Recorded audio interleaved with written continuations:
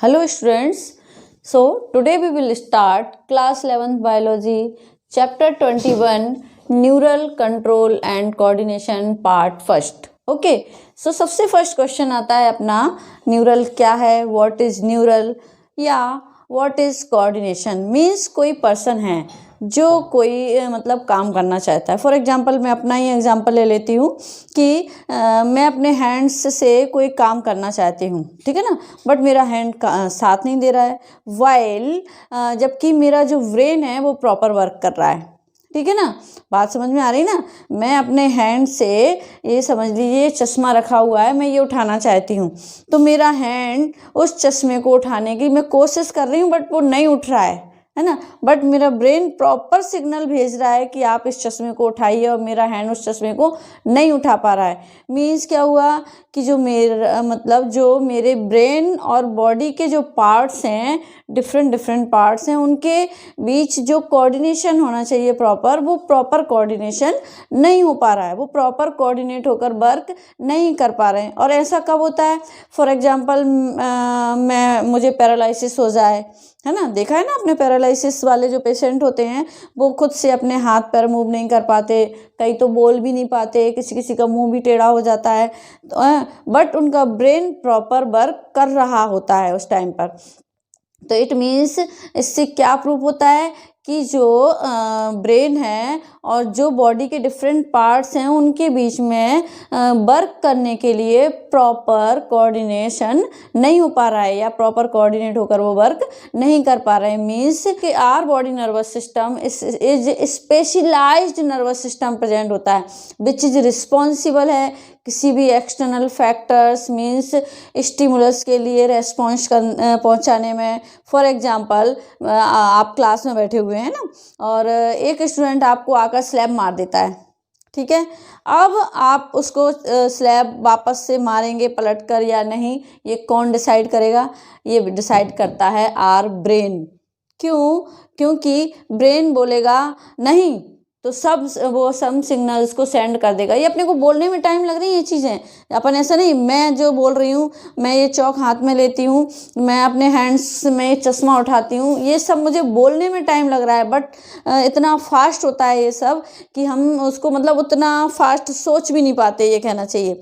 जो सिग्नल्स हैं वो इतने फास्ट ब्रेन तक जाते हैं और ब्रेन से वापस आंसर लेके तुरंत वो इम्पल्सेस वापस आ जाते हैं बॉडी के उस पार्ट तक, ठीक है। तो ब्रेन बॉडी के डिफरेंट पार्ट तक with the help of some, अपन कह सकते हैं chemicals, we can say some hormones, चाहे वो लेस अमाउंट में हो या मोर अमाउंट में हो, यूज़ करके ब्रेन सिग्नल्स को सेंड करता है।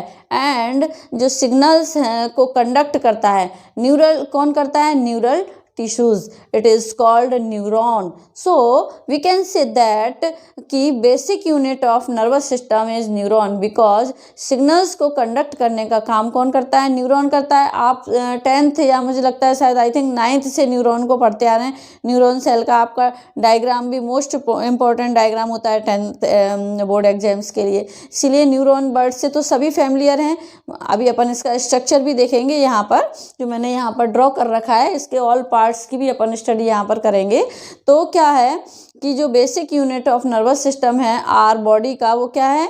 न्यूरॉन, है ना, बिकॉज सिग्नल्स को कंडक्ट करने का काम न्यूरॉन्स का होता है। Which type of signals? So हम कह सकते हैं electrical type of signals which is conducting in our body, these are very fast या वेरी रैपिड कह सकते हैं अपन इनको, है ना, नॉट स्लो। ये स्लो नहीं होते, ये सारे प्रोसेस हैं। एक एग्जांपल आपकी जो एनसीईआरटी है उसमें गिवन है, आपने ध्यान दिया हो तो कि दैट टाइम हम एक्सरसाइज करते हैं, ठीक है ना, तब उस टाइम पर आर बॉडी को जो है मोर अमाउंट में ऑक्सीजन की नीड होती है, मोर एंड मोर अमाउंट में कहना चाहिए अपने को। सो जो बॉडी के ऑल पार्ट्स हैं, है ना, तो वो जो बॉडी के पार्ट्स की जो नीड है उस पार्ट की फुलफिल करना कंपलसरी है। तो जो बॉडी के ऑल सिस्टम या अपन वी कैन से दैट कि बॉडी के ऑल ऑर्गन्स मिलकर वर्क करते हैं और एज अ रिजल्ट जो बॉडी की डिमांड थी वो सिस्टम की या पार्ट की वो फुलफिल हो जाती है। ओके, सो जब भी बॉडी के ऑल सिस्टम मिलकर कोऑर्डिनेट होकर वर्क करते हैं it is called coordination. It is clear? So now students we will discuss about nervous system। अब अपन ने देखा जैसे we have discussed other body parts या अदर बॉडी सिस्टम जैसे डाइजेस्टिव सिस्टम है, कहना चाहिए अपने को सर्कुलेटरी सिस्टम भी हम देख चुके हैं, है ना। मैंने सारे आपको वीडियो अपलोड कर दिए हैं, आप चाहें तो देख सकते हैं मेरे चैनल पर वो सब। और अपन ने उनको सभी में स्टार्टिंग में मैंने लोअर ऑर्गेनिज्म से कंपेयर करके सारे सिस्टम्स को वहाँ पर आपको स्टडी पूरा एक्सप्लेन किया था। जैसे अपन लोअर ऑर्गेनिजम्स या अदर ऑर्गेनिजम्स में डिफरेंट सिस्टम को अपन ने देखा था, वैसे ही लोअर ऑर्गेनिजम्स में हम नर्वस सिस्टम को देखें, है ना। तो वो भी सेम नहीं होता ऑल ऑर्गेनिजम्स में, है ना। तो सबसे फर्स्ट अपन लोअर ऑर्गेनिजम्स में यदि पॉरीफेरास की बात करें मीन्स स्पॉन्ज में क्या होता है, नर्वस सिस्टम एब्सेंट होता है।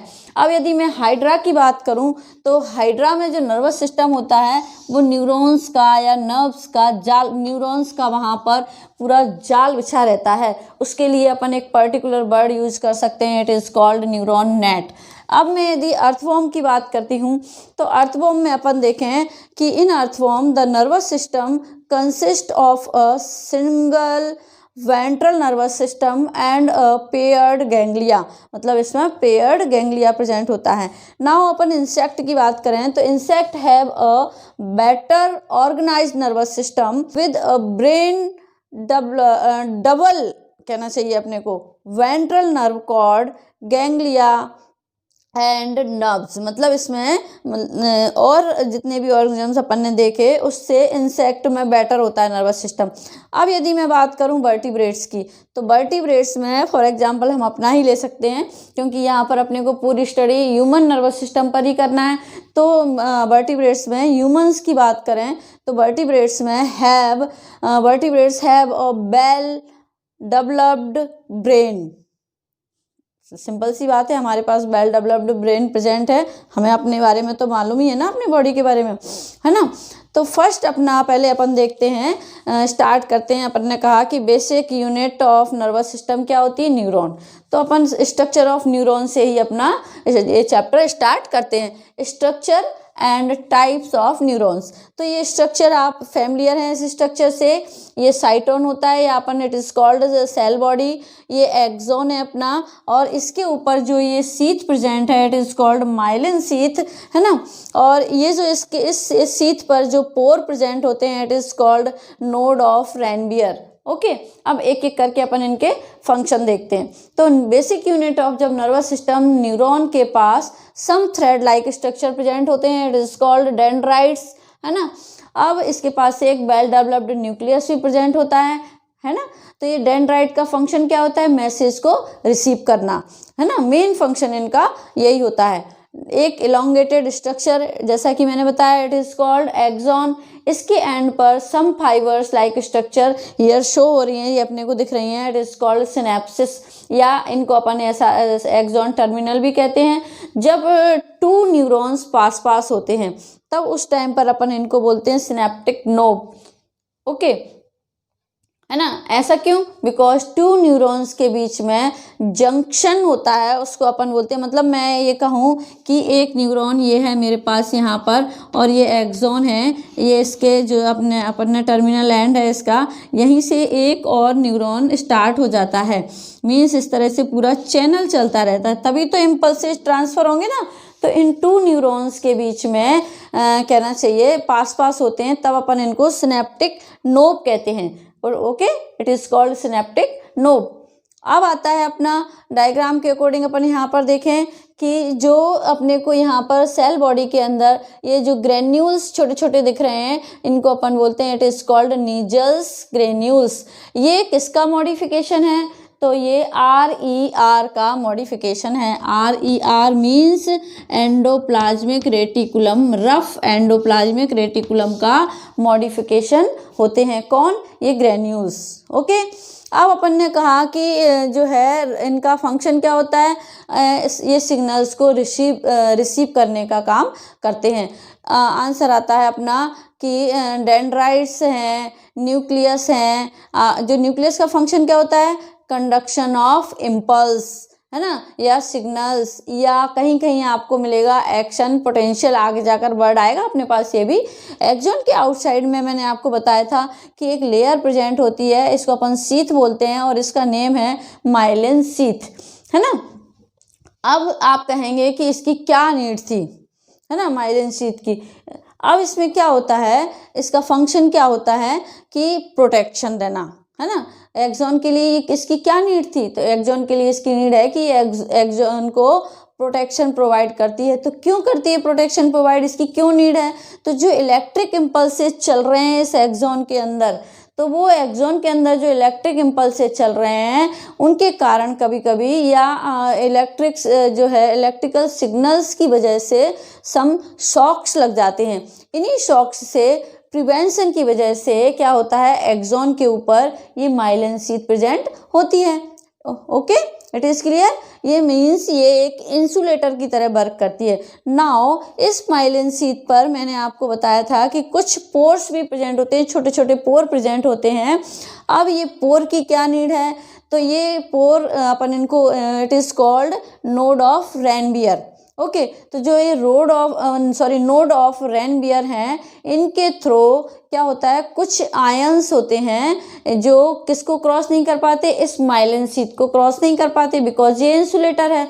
तो इन आयंस को मतलब मूवमेंट किसके थ्रू होती है, इन नोड ऑफ रेनबियर के थ्रू होती है। अब ये माइलिन सीथ बनी हुई किसकी होती है, तो this myelin sheath some special cell से फॉर्म होती है, it is called Schwann cells, जो मैंने यहाँ पर लेबल कर रखा है। ओके, तो ये तो हो गया अपना न्यूरॉन का स्ट्रक्चर। अब क्या होता है, इन न्यूरॉन्स के स्ट्रक्चर एंड फंक्शंस के बेस पर different type of neuron present होते हैं, या इनको डिफरेंट कैटेगरीज में डिवाइड किया है। अब अपन स्ट्रक्चर के बेस पर देखें तो इनको 3 कैटेगरीज में डिवाइड किया है, यूनिपोलर, बाईपोलर एंड मल्टीपोलर। ठीक है ना। तो मल्टीपोलर कैसे होते हैं, यहाँ मैंने डायग्राम शो कर रखे हैं, जिन पर लॉट ऑफ डेंड्राइट्स प्रेजेंट हो और ओनली एक ही एक्सॉन प्रेजेंट होता है, it is called multipolar neuron, है ना। नेक्स्ट आता है बाईपोलर। बाईपोलर मीन्स, बाईपोलर में क्या है, तो व्हेन सेल बॉडी और एक्सॉन साइड ब्रांच पर कहना चाहिए प्रेजेंट होते हैं, उसको अपन बोलते हैं यूनिपोलर। और बाईपोलर कौन से होते हैं, जिसमें 1 डेंड्रॉन और 1 लॉन्ग एक्सॉन प्रेजेंट होता है, उससे it is called bipolar dendron. ठीक है, देखिए आपको अच्छे से शो भी हो रहा होगा ये। अब इनके ये डिफरेंट टाइप के जो न्यूरॉन हैं, ये प्रेजेंट कौन से न्यूरॉन कहाँ प्रेजेंट होते हैं अपनी बॉडी में, ये भी अपने को पार्ट्स पता होना चाहिए। तो इसका एग्जांपल, बाईपोलर का एग्जांपल अपन यहाँ पर ले सकते हैं। जो ईयर में, अपने इंटरनल ईयर में कॉक्लिया होता है, कॉक्लिया ऑफ इंटरनल ईयर, इसमें ये प्रेजेंट होते हैं। RI के रेटिना पर इसी टाइप का न्यूरॉन प्रेजेंट होता है, बाईपोलर टाइप का। यूनिपोलर का एग्जाम्पल अपन देखें न्यूरॉन का, तो एम्ब्रियोनिक स्टेज में ये प्रेजेंट होते हैं, या इनवर्टिब्रेट्स में भी अपन यूनिपोलर न्यूरॉन का एग्जाम्पल देख सकते हैं। ठीक है ना। मल्टीपोलर का यदि अपन एग्जाम्पल देखते हैं, तो ब्रेन का जो सेरिब्रल कॉर्टेक्स वाला पार्ट होता है, उसमें सबसे ज़्यादा मल्टीपोलर टाइप के न्यूरॉन प्रेजेंट होते हैं। अब किसी बुक में आपको एक और टाइप भी मिल सकता है, वो मैंने यहाँ ऐड कर दिया है कि नॉन पोलर टाइप के जो न्यूरॉन होते हैं, उनमें ओनली साइटोन या सेल बॉडी, मतलब इतना ही पार्ट प्रेजेंट होता है, उसमें एक्सॉन और डेंड्राइट्स दोनों ही एब्सेंट होते हैं, है ना। इसका एग्जांपल अपन ले सकते हैं कि एम्ब्रियोनिक एक्टोडर्मल में ये प्रेजेंट होते हैं। तो ये तो बात हो गई अपनी स्ट्रक्चर के बेस पर टाइप्स ऑफ न्यूरॉन। अब अपन देखते हैं अकॉर्डिंग टू फंक्शन। 3 टाइप्स के न्यूरॉन प्रेजेंट होते हैं। सबसे फर्स्ट आता है sensory. Sensory neurons means these neurons कहना चाहिए सेंसरी ऑर्गन से इम्पल्स को CNS means central nervous system, यहाँ पर अभी अपन बात करेंगे इस नर्वस सिस्टम की पूरे की, सेंट्रल नर्वस सिस्टम तक इम्पल्सेस को सेंड करते हैं। It is called efferent neuron. Okay, motor neurons second type आता है फंक्शंस के बेस पर। तो दीज न्यूरॉन्स सेंसर को सेंट्रल नर्वस सिस्टम से कहाँ ले जाते हैं, से ऑर्गन्स तक ले जाने का काम करते हैं। It is called efferent neuron. अब देखो आप बिल्कुल सीक्वेंस में चल रहा है, सेंसरी ले जाते हैं कहाँ से, सेंसरी ऑर्गन्स से सेंट्रल नर्वस सिस्टम तक, मोटर न्यूरॉन्स ले जाते हैं सेंट्रल नर्वस सिस्टम से ऑर्गन्स तक, ठीक है ना। अब मिक्स्ड न्यूरॉन कैसे होते हैं, जो सेंस ऑर्गन से मैसेज को सेंट्रल नर्वस सिस्टम तक लाने और ले जाने दोनों मतलब बोथ फंक्शन को परफॉर्म करते हैं। It is called mixed neuron. Okay, next आता है अपना point generation and conduction of nerve impulses. तो इनमें कैसे होता है ना, इसमें neurons are excitable because neurons are in polarised state. One neuron पर as a result of action produced physically, chemically, electrically change के टोटल को अपन देखें तो नर्व इम्पल्स कहते हैं उसको अपन, ठीक है। अब न्यूरॉन सेल्स की जो न्यूरोलेमा पर पोलराइजेशन प्रेजेंट होती है, बिकॉज आउटसाइड में पॉजिटिव, इनसाइड में नेगेटिव चार्ज प्रेजेंट होता है, जिससे मेम्ब्रेन के बोथ साइड में पोटेंशियल डिफरेंस प्रेशर होता है ना, जो ना पोटेंशियल डिफरेंशियल प्रेशर होता है, इसे अपन मेम्ब्रेन पोटेंशियल कहते हैं। मैंने एक यहाँ पर शायद ये देखिए, जैसे अपन यहाँ पर कैसे शो करते हैं, आपके एनसीईआरटी में भी दे रखा है, आप इसको देखें तो कि इस तरह से अपन यहाँ पर ये बनाएं तो इसके आउटसाइड में तो सभी में पॉजिटिव चार्ज होता है, इनसाइड में नेगेटिव, ऐसे। और ये बीच में न्यूरोलेमा पाई जाती है, इसमें ये न्यूरोलेमा पर प्रेजेंट होता है इस तरह से, और ये आउटसाइड में इधर पोटेशियम और यहाँ सोडियम आयंस प्रेजेंट होते हैं, ठीक है। अब ये तो अब इसकी रेस्टिंग स्टेज हो गई, मतलब स्टार्टिंग में।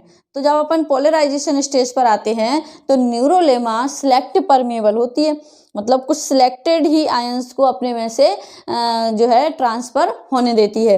तो इसके होल, इस पर जो कुछ होल्स प्रेजेंट होते हैं, जो मल्टी टाइप के आयंस को एक गेट की तरह फंक्शन करते हैं। जैसे अपने घर का गेट होता है ना, कुछ बड़े होते हैं चौड़े तो कार भी आ जाती है, कुछ छोटे होते हैं तो उसमें से बहुत छोटी चीज़ ही चेयर ही जा पाए, या अपन अकेले ही सिंगल घुस पाए उसमें से, इस तरह से उसमें गेट प्रेजेंट होते हैं। और इन गेट का फंक्शन क्या होता है, न्यूरोलेमा पर जो सोडियम, क्लोरीन, पोटेशियम, कैल्शियम जैसे आयंस प्रेजेंट होते हैं, जो इन चैनल्स के द्वारा पंप होते रहते हैं, है ना, अंदर बाहर, ठीक है ना। न्यूरोलेमा की जनरल स्टेज को अपन रेस्टिंग फेज कहते हैं। जो मैंने जनरल स्टेज यहाँ पर बना रखी है, ये इसकी रेस्टिंग फेज होती है या रेस्टिंग स्टेज होती है। ओके, इस रेस्टिंग स्टेज में क्या होता है, न्यूरोलेमा के आउटसाइड में तो ये जो है पॉजिटिव आयन होते हैं, मतलब पॉजिटिव चार्ज होता है, और इसके इनसाइड में क्या होता है, नेगेटिव चार्ज प्रेजेंट होता है। इन दिस स्टेज में दिस मेम्ब्रेन में सोडियम के कंपैरिजन में ये पोटेशियम के लिए 20 टाइम मोर परमिएबल होती है। मतलब जब ये रेस्टिंग स्टेज है ना, तो ये जो परमिएबल मेम्ब्रेन है न्यूरोलेमा की, तो ये सोडियम के कंपैरिजन में पोटेशियम के लिए, यहाँ आपको क्लियर दिख नहीं रहा होगा, यहाँ पोटेशियम होता है, पोटेशियम के लिए 20 टाइम मोर परमिएबल होती है ना। मतलब पोटेशियम आयंस को ये ज़्यादा जाने देती है, मतलब एक सोडियम जाएगा तो 20 पोटेशियम आयन इससे ट्रांसफ़र हो सकते हैं ऐसे एक साथ। इसका मतलब ये है, इस स्टेज में मेम्ब्रेन के इनसाइड में पोटेशियम का कंसंट्रेशन ज़्यादा होता है और सोडियम का के कंपैरिजन में मोर होता है ना। तो क्या होता है, वाइल मेम्ब्रेन के आउटसाइड में पोटेशियम आयन का कंसंट्रेशन पोटेशियम से मोर होता है। अब इस स्टेज में प्रेशर पोटेंशियल को रेस्टिंग मेम्ब्रेन पोटेंशियल भी अपन कहते हैं। इसे अपन मेजर भी कर सकते हैं, इसका एक यूनिट है, मतलब एक इसका इंस्ट्रूमेंट है कैथोड, और इसको से ऑसिलोस्को से कहना चाहिए, अपन इसको मेजर कर सकते हैं।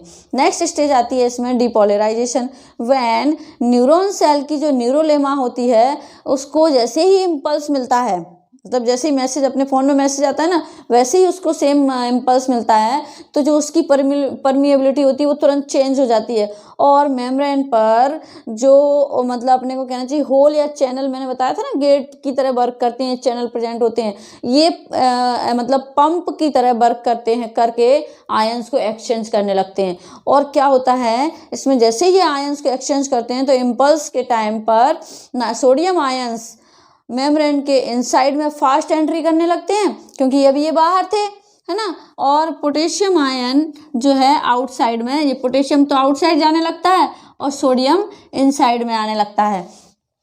अब इसमें जब पोटेशियम आउटसाइड में, अब यहाँ भी अपन ऐसे भी ले सकते हैं इसको, क्योंकि सोडियम तो यहाँ भी है, तो मतलब ये सोडियम अंदर आने लगे और पोटेशियम बाहर जाने लगा, मतलब फास्ट इनमें एक्सचेंज होने लगता है। अब सोडियम के फास्ट आयन जो है, सोडियम आयंस फास्ट मेम्ब्रेन के आउटसाइड जब इनसाइड में आने लगते हैं, एंट्री करने लगते हैं, और पोटेशियम जब फास्ट आउटसाइड आते हैं, तो सोडियम के फास्ट मूव करने से इनसाइड में जो पॉजिटिव चार्ज है और आउटसाइड में नेगेटिव चार्ज प्रोड्यूस हो जाता है। दूसरा अपन यहाँ बना लेते हैं, आप देखिए इसको, कि जैसे अपन ने यहाँ पर बनाया, तो यहाँ पर मैंने ये बनाया, तो जो बाहर अंदर था ना, तो ये अंदर आने लगा था सोडियम, तो अंदर यहाँ पर पॉजिटिव चार्ज ज़्यादा हो जाता है और नेगेटिव कम हो जाता है। ऐसे यहाँ पर भी शायद मैं उल्टा बोल गई हूँ, जो है आउटसाइड में नेगेटिव चार्ज प्रोड्यूस हो जाता है। क्यों? क्योंकि यहाँ पर पहले तो पॉजिटिव था, अब ये पॉजिटिव अंदर आने लगा है, तो यहाँ नेगेटिव चार्ज ज़्यादा हो जाएगा और अंदर पॉजिटिव ज़्यादा हो जाएगा, ठीक है ना। अब अपन ने देखा कि जैसे ये हो गया, इट इज़ कॉल्ड पोलराइजेशन। अब यदि यही डिपोलराइजेशन की स्टेज अपन देखते हैं, तो रिपोलराइजेशन की स्टेज में अपन देखेंगे कि क्या होता है इसमें, कि जैसे ही ये एक्टिव पोटेंशियल होता है, इट इज़ कॉल्ड स्पाइक। इसके बाद क्या होता है, मेम्ब्रेन की जो परमिएबिलिटी होती है वो सोडियम के लिए लेस होने लगती है। क्यों? सोडियम सारे अंदर आ गए, है ना, और पोटेशियम के लिए 9 टाइम राइज हो जाती है, बिकॉज दिस टाइम जो सोडियम पंप है वो क्लोज होने लगते हैं और पोटेशियम जो पंप होता है वो फास्ट ओपन होने लगता है। इसकी वजह से पोटेशियम के लिए परमिएबिलिटी ज़्यादा हो जाती है और इसी वजह से जो पोटेशियम आयन है वो फास्ट आउटसाइड जाने लगते हैं, ठीक है ना। अब मेम्ब्रेन के आउटसाइड में पोटेशियम जो है पॉजिटिव चार्ज वापस प्रोड्यूस हो जाता है और इनसाइड में वापस से नेगेटिव चार्ज प्रोड्यूस हो जाता है, मतलब वापस पहले जैसी कंडीशन आने लगती है एंड फिर से ये रेस्टिंग स्टेज जैसी कंडीशन में आ जाते हैं। वही बात आ गई ना, इस स्टेज को अपन, it is called repolarisation. So students, अपन ने यहाँ पर देखा न्यूरॉन पर पोलराइजेशन, डीपोलराइजेशन, रिपोलराइजेशन, ये सीरियल नंबर से चलते रहते हैं। जैसे क्या होता है, पहले बाहर पॉजिटिव होता है, फिर अंदर पॉजिटिव ज़्यादा हो जाता है, बाहर नेगेटिव ज़्यादा होता है, फिर रिपोलराइजेशन आता है, फिर वो स्टेज होने लगती है, वापस से रेस्टिंग स्टेज में पहुंच जाते हैं। तो न्यूरॉन सेल रेस्टिंग स्टेज में जब आ जाती है, उसके बाद न्यू इम्पल्स को एक्सेप्ट करने के लिए अगेन प्रिपेयर हो जाती है। तो ये अपना हो गया क्या, generation and conduction of nerve impulses. Okay, अब आता है अपना यहाँ पर सिनेप्टिक, अपन कहें इसको कि ट्रांसमिशन। तो न्यूरॉन सेल्स के एक्सॉन की ब्रांचेस के बीच में एक कांटेक्ट पॉइंट होता है। किस किस के बीच में? एक्सॉन की ब्रांचेस के एंड, फर्स्ट एक्सॉन मतलब फर्स्ट न्यूरॉन के एंड और सेकंड न्यूरॉन सेल के डेंड्रॉन की ब्रांचेस के बीच में एक कांटेक्ट पॉइंट होता है, जो मैंने यहाँ डायग्राम बना रखा है। ये तो एक एक्सॉन है, ये इसका टर्मिनल एंड है और यहाँ से ये सेकेंड न्यूरॉन का जो डेंड्राइट्स है, इनके बीच में जो कांटेक्ट पॉइंट होता है, इट इज़ कॉल्ड सिनेप्सिस। ये अपन ने यहाँ बनाया था ना सिनेप्सिस, तो ये सेकेंड न्यूरॉन यहाँ से जुड़ जाता है, उसी का अपन ने एक पार्ट यहाँ पर ले लिया है ना, इसको थोड़ा सा एनलार्ज करके। अब अपन ने देखा कि इस जंक्शन के दोनों न्यूरॉन के बिटवीन फिजिकली कोई कांटेक्ट नहीं होता। देखो दोनों एक दूसरे से कितना दूर हैं। यहाँ पर भी जब अपन बनाते हैं तो इतना दूर होते हैं ये, और ना, और यहाँ से इन दोनों के बीच में, इसको अपन सिनेप्सिस कहते हैं। अब इनमें फिजिकल कोई कांटेक्ट नहीं होता है, तो क्या होता है फिर, बट एक्सॉन के जो बॉटम में सिनेप्टिक वेसिकल्स प्रेजेंट होती हैं। ये सिनेप्टिक वेसिकल्स हैं, ये सारी, ये सिनेप्टिक वेसिकल्स क्या होती हैं, जिनके इनसाइड में न्यूरोट्रांसमीटर या न्यूरोलेमा या न्यूरो हार्मोन्स प्रेजेंट होते हैं। न्यूरो हार्मोन्स प्रेजेंट होते हैं मीन्स कि मतलब ये वेसिकल्स एक केमिकल को कैरी कर रही हैं विच आर न्यूरोट्रांसमीटर, या हियर वी कैन टेक एक एग्जांपल ले सकते हैं अपन यहाँ पर न्यूरोट्रांसमीटर का, एसिटाइल कोलिन, जो कि हेल्प करता है केमिकल सिग्नलिंग कराने में, बिकॉज न्यूरो टर्मिनल करवाने में, जो ट्रांसमीटर करवाने में जो हेल्प करता है, हियर इलेक्ट्रिकल सिग्नल है, ये ट्रेवल हो रहा है और एक्सॉन जो होते हैं यहाँ पर ये टर्मिनल पर आते हैं, ये टर्मिनल एंड होता है ना इसका। तो ये जो वेसिकल्स हैं इनकी लेयर जहाँ यहाँ आकर इनकी जो लेयर है वो हटने लगती है धीरे धीरे, और एक सिनेप्टिक जो है क्लेफ्ट बन जाता है, और ये रिसेप्टर्स यहाँ पर हैं, ये रिसेप्टर्स इस पर भी प्रेजेंट होते हैं और इस पर भी प्रेजेंट होते हैं ये रिसेप्टर्स। अब ये रिसेप्टर्स क्या करते हैं, सिग्नल्स या इम्पल्स को रिसीव करने लगते हैं। क्या होता है इन पर, जैसे ही न्यूरो हार्मोन्स एंड सिनेप्सिस पर इम्पल्स कहना चाहिए अपने को, ट्रांसफर को अपन सिनेप्टिक ट्रांसमिशन कहते हैं। There are of two types of synapses, first electrical जो है और सेकंड केमिकली।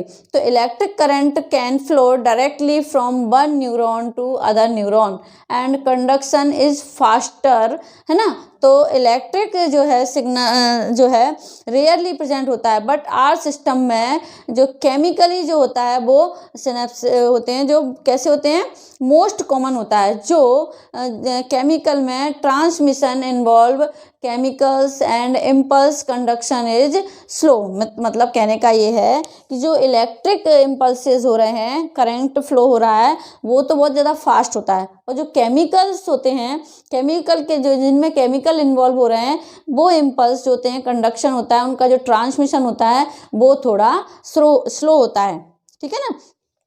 अब अपन यहाँ पर लेते हैं, अपन ने कहा था कि अपन को ह्यूमन नर्वस सिस्टम की स्टडी यहाँ पर करना है वर्टिब्रेट्स में। ये तो अपन ने basic unit of nervous system यहाँ पर देख लिया कि न्यूरॉन होता है, उसके फंक्शन क्या है, उसके स्ट्रक्चर के बेस पर डिफरेंट टाइप ऑफ न्यूरॉन्स को देखा अपन ने, है ना।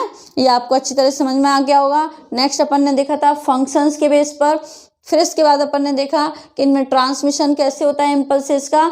अब अपन देखते हैं कि जो ह्यूमन नर्वस सिस्टम है या ह्यूमन न्यूरल सिस्टम है, वो अपन पूरा उसका फ्लो चार्ट यहाँ पर देख लेते हैं। तो जो ह्यूमन नर्वस सिस्टम है वो central nervous system, peripheral nervous system and autonomous nervous system में डिवाइड होता है 3 टाइप्स में। कहीं कहीं आपको 2 टाइप्स भी मिलेंगे, है ना, इसलिए आपको कन्फ्यूज होने की ज़रूरत नहीं है, दोनों ही आपके सेम ही हैं। वो central nervous system consist of 2 parts, spinal cord and brain, मतलब सेंट्रल नर्वस सिस्टम है, इसको 2 पार्ट्स में डिवाइड किया है।